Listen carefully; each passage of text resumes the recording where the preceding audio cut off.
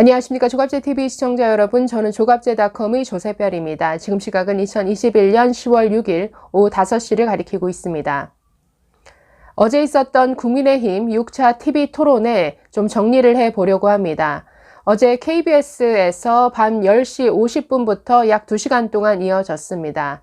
전반부는 주로 경제 공약을 중심으로 질문과 답변이 이어졌고, 후반부는 후보자들의 주도권 토론으로 이렇게 구성이 되었습니다. 어제 토론회는 전반적으로 좀 지저분하다, 수준이 떨어지는 이런 느낌이었는데요. 물론 이해는 합니다. 최근 홍준표 후보의 욕설과 막말도 있었고, 또 윤석열 후보의 손바닥 왕자 논란, 또 불분명한 해명, 이런 이슈들이 있었죠. 그래서 그게 토론회에서 거론되는 것까지는 이해하지만 이게 2번, 3번씩이나 물어야 될 정도의 이런 이슈였느냐? 그보다도 얼마나 큰 이슈들이 많습니까? 대장동 게이트도 있고, 이 집권 세력의 여러 부동산 정책이라든가 여러 실정들을 놓고 토론해야 될 그 자리에서 무슨 스님이 나오고 역술인을 아냐 모르냐 이런 막말 논란, 여러 가지 지저분한 얘기들이 오가니까 좀 전반적인 토론의 그 내용 자체가 좀 질이 떨어지는 이런 느낌을 받았습니다. 자, 어제 토론에 우선은 한 5가지 정도로 한번 정리를 해 보겠습니다. 자, 첫 번째, 어제 가장 코미디스러웠던 장면이 있는데 하태경 후보와 홍준표 후보 사이의 공방이었습니다. 자, 하태경 후보 이렇게 말했습니다. 아니, 홍준표 후보는 그렇게 빨갱이라고 욕하시더니 이건 공산주의 정책 아닙니까? 자, 뭘 놓고 벌인 공방이냐? 어제 홍준표 후보가 이런 부동산 대책을 얘기했습니다. 1가구당 2주택까지는 허용하지만 3주택 이상은 소유를 금지하도록 하는 법률을 만들어서 3주택 이상에 대해서는 국가가 매각을 강제하도록 하겠다, 이렇게 발언했습니다. 저는 사실 제 귀를 의심했는데 이건 공산주의죠. 그러니 사실 이렇게 얘기할 수밖에 없었는데 이런 공방이 오간 것 자체가 굉장히 코미디스러웠습니다. 좀 더 자세한 내용 조금 이따 살펴보도록 하겠습니다. 자, 2번째는 유승민 후보의 윤석열을 향한 아주 지저분한 공세를 지적하고 싶습니다. 자, 최근 손바닥 왕자 논란이 있었습니다. 사실 어설픈 해명이 더 화를 키운 것이죠. 만약에 홍준표 후보였다면 아주 그냥 위트 있게 넘겼을 이런 사안이라고 봅니다. 그런데 굳이 이 문제를 가지고 토론회에서 끌고 들어오는 것 자체가 저는 공세라고 보는데 또 선을 넘었습니다.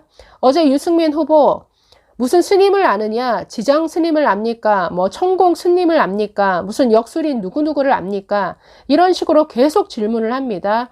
그 질문을 듣고서 의도가 있구나, 저런 여러 사람을 아느냐라고 물은 다음에 만약에 모른다라고 대답을 하면 나중에 뭐 다른 증거를 가지고 또 거짓말 한 해 만에 이런 문제를 삼겠구나라고 싶었는데 저의 예상이 딱 들어맞은 것 같습니다.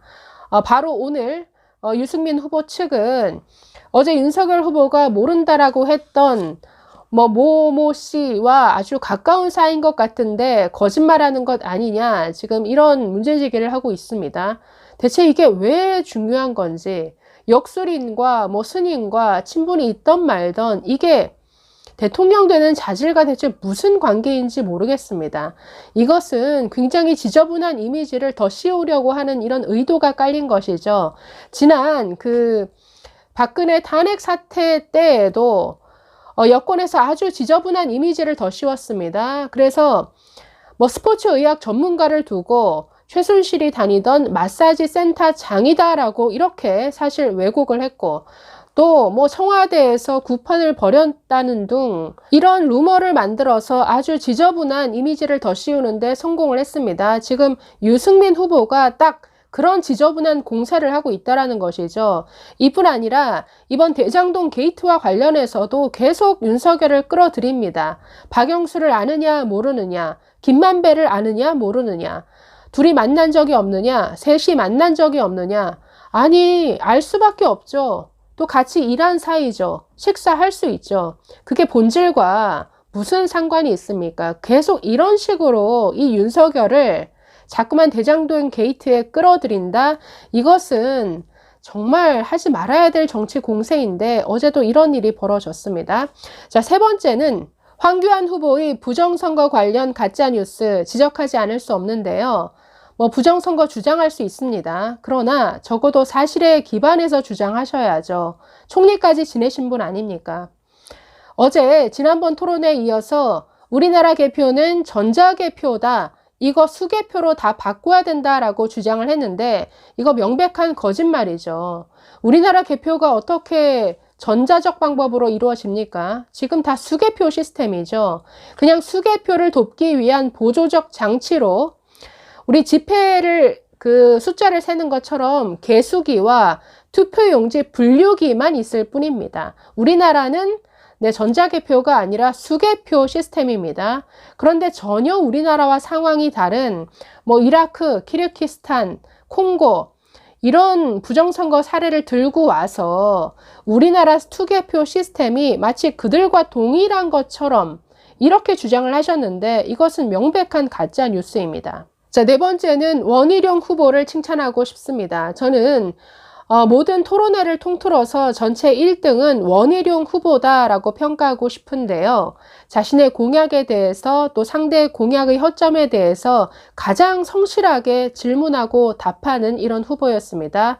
이뿐 아니라 대장동 게이트에 대해서도 아주 조목조목 그 문제점을 지적하는 점이 아주 돋보였습니다.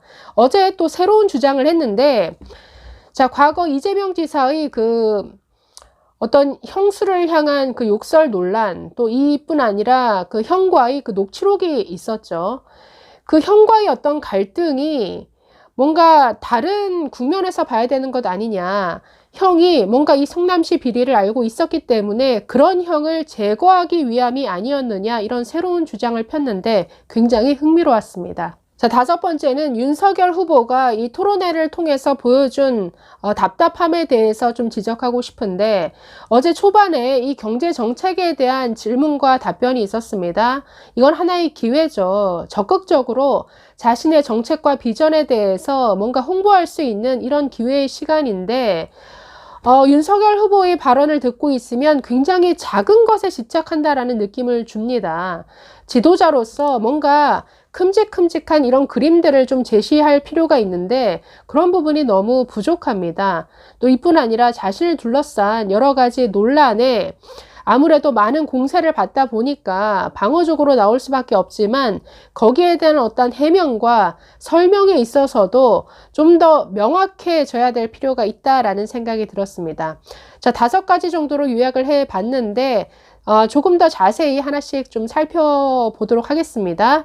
자, 첫 번째, 어제 가장 코미디스러웠던 장면이 하태경 그리고 홍준표 후보 사이의 공방이었는데 먼저 홍준표 후보의 이 부동산 대책이 저는 좀 실수 같습니다. 이게 원래 공약이 이렇지는 않을 것 같은데 어제 하태경 의원이 이렇게 질문합니다. 1가구 2주택까지는 허용하고 3주택 이상은 제한하겠다라고 하는 공약이 있더라. 자, 문제는 방법인데 가급적 3주택부터는 임대법인으로 전환하겠다라고 하는 공약도 있고 그러면 임대법인으로 전환하지 않는 가구도 많을 거다. 그러면 그 전환하지 않는 가구들에 대해서는 몰수라도 하겠다는 겁니까? 이렇게 질문했습니다. 여기에 대해서 이 홍준표 후보의 답변이 굉장히 충격적이었는데 1가구 3주택 이상에 대해서는 소유 금지를 법률로 정하겠다라고 설명을 합니다. 그러면서 이것은 국가가 강제 매각하겠다라는 겁니다. 일정 수준까지, 즉 부동산 시장이 안정될 때까지 1가구 2주택까지만 제한하겠다라는 것을 법률로 정하면 2주택이 넘는 집들에 대해서는 그건 국가가 매각을 강제하겠다라는 뜻입니다. 라고 아주 친절하게 설명을 합니다. 이 내용 자체가 굉장히 충격적이죠. 3주택 이상은 갖지 못하도록 국가가 법률로 제한을 하고 팔지 않겠다라고 하면 국가가 강제 매각을 해버리겠다. 이것은 하태경 의원의 말처럼 몰수가 될 수 있죠. 자, 하태경 의원도 이런 답변이 놀랐는지 이렇게 말합니다. 아니, 자본주의면 세금으로 해야지 그걸 강제 매각을 시키면 됩니까? 아무튼 홍 후보님의 새로운 모습을 발견합니다. 빨갱이 그렇게 욕하시더니 본인이 지금 이거 공산주의 아닙니까? 이렇게 지적하고 넘어가는데요. 이것은 좀 홍 후보님이 해명을 해야 될 부분이 아닌가 생각이 들었습니다. 자, 두 번째로 넘어가서 유승민 의원 좀 윤석열 후보를 향해서 지저분한 공세를 벌였다라고 말씀을 드렸는데요. 자, 유승민 후보의 의도는 윤석열은 미신이나 주술에 의존하는 사람이다 라는 이미지를 만들고 싶어 하는 것 같습니다. 어제 뭐 어떤 역술인을 아느냐, 무슨 스님을 아느냐, 계속 누구 아느냐 모르느냐를 계속 묻습니다. 자, 이렇게 물었습니다. 천공 스승이라고 아느냐, 뭐 윤석열의 멘토다, 지도자 수업을 시켰다라고 하는데 아느냐라고 물었습니다. 윤석열 후보는 알긴 아는데 뭐 멘토니 하는 건 과장이다라고 말했습니다. 또 다음으로 지장 스님을 압니까? 만나본 적이 없다라고 답을 했습니다. 자, 또 넘어가서 이병환이라는 사람 압니까? 뭐 이상한 특정 부위에 침을 놓는다라고 하더라. 6월 9일인가 첫 공개 행보할 때 바로 뒤에서 따라다니던 사람이다. 이 사람 모릅니까? 라고 묻습니다. 윤석열 후보는 이병환이라는 이름이 사실 뭐 쉽게 들을 수 있는 이름이죠. 그래서 한참 기억을 하려고 노력하는 듯이 보였습니다. 그랬더니 모르는 것 같다, 만나본 적이 없는 사람인 것 같다라고 답을 했습니다. 알았다라고 하면서 또 넘어갑니다. 자, 그러면 역술인이라고 하는 노병환 압니까? 라고 묻습니다. 윤석열 이렇게 답합니다. 신문에도 났지만 김종인 위원장하고 딱 한 번 봤습니다. 식사 나갔더니 그 자리에 나와 있었습니다. 라고 답을 했습니다. 자, 그러면서 유승민 후보가 그러면 장모나 부인은 어떤가? 뭐 역술인 그리고 점 보는 거 좋아하는 것 아니냐? 이런 식의 질문을 하는데 우리나라 여성들 뭐 많이 점 보러 다니지 않습니까? 이렇게 답을 하면서 잘 모르겠다. 그리고 처가 쓴 논문 가지고도 말이 많은데 처가 쓴 논문은 아바타, 디지털에 관한 이런 논문이다라고 답을 하고 이 시간이 끝났습니다. 저는 이거는 다분히 좀 의도가 있는 굉장히 선을 벗어난 질문이다라는 생각이 드는데 뭐 손에 왕자를 쓰던 점을 보던 이거는 개인의 신앙과 관련된 부분 아닙니까? 뭐 열심히 기도를 하는 사람도 있을 거고 뭐 점을 보는 사람도 있을 것이고 아니 이것은 지극히 개인 사생활의 영역이죠. 이거를 끄집어내서 지금 토론회라는 이런 장에서까지 이걸 문제 삼는다. 이것은 저는 굉장히 지저분한 공세라는 생각이 드는데요. 이 공세를 유승민 후보 측은 오늘까지 이어갔습니다. 이병환이라는 사람 모른다고 하더니 이거 거짓말이다 라고 주장하고 나왔습니다. 윤석열 후보의 6월 첫 공개 그 행보가 남산에서 있었던 우당 이회영 선생 그 기념관 그 개관식에 참석한 게 첫 행사였는데 당시 정말 그 장소가 아주 북새통이었습니다. 유승민 측은 당시 이병환이라는 사람 계속 뒤에서 따라다니면서 뭐 여러 사람 소개도 시켜주고 인사도 시켜주더라. 또 온 매무새도 잡아주더라. 이걸 가지고 둘이 아주 친분이 있는 관계 아니냐?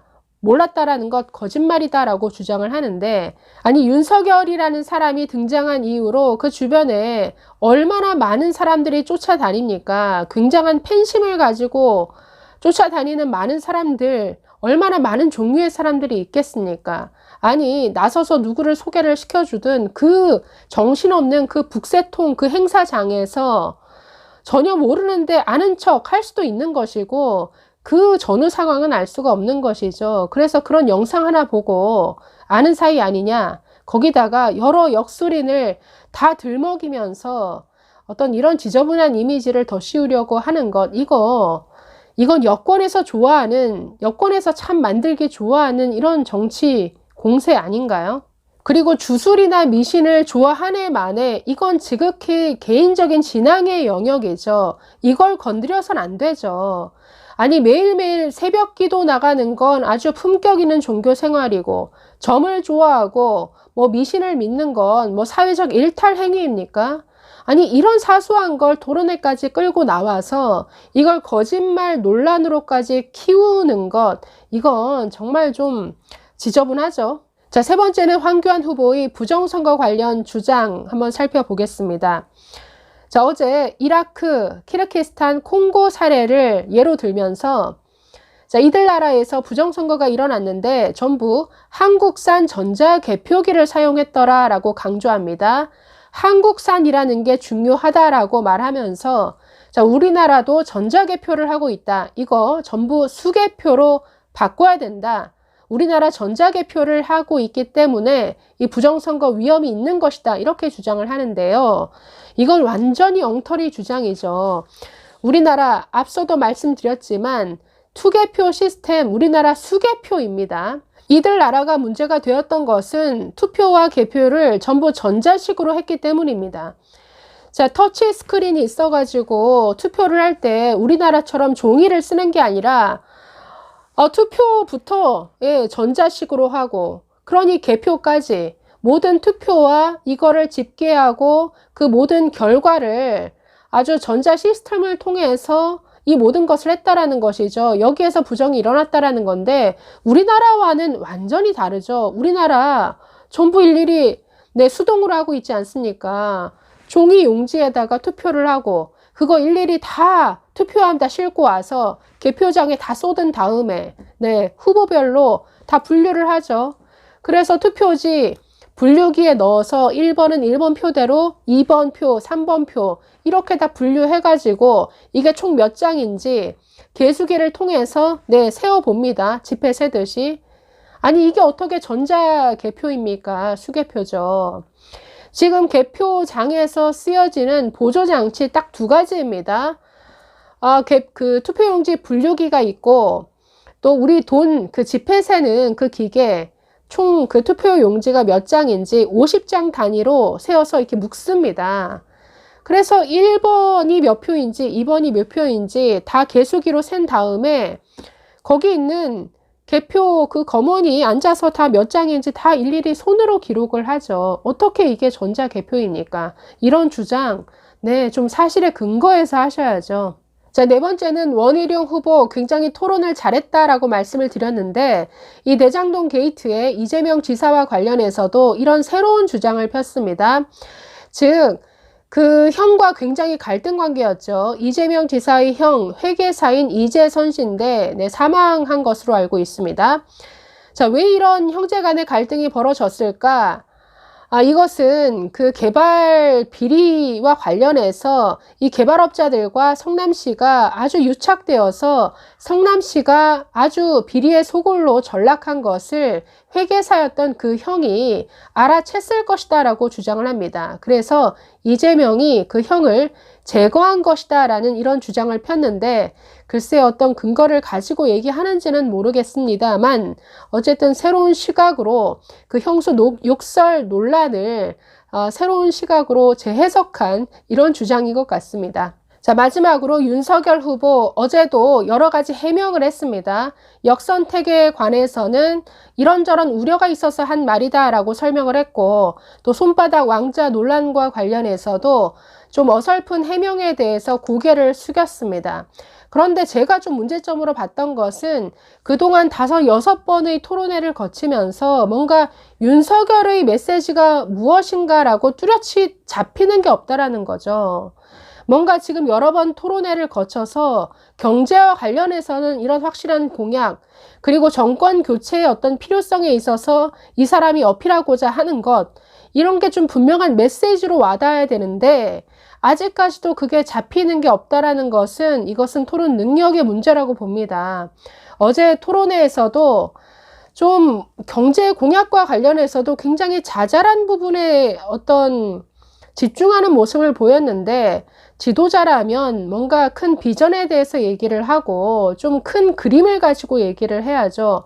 너무 디테일한 것을 가지고 따지고 묻고 하는 이 부분이 저는 굉장히 아쉬웠습니다. 좀 이 부분이 많이 보강되어야 할 것 같다라는 생각이 들었습니다.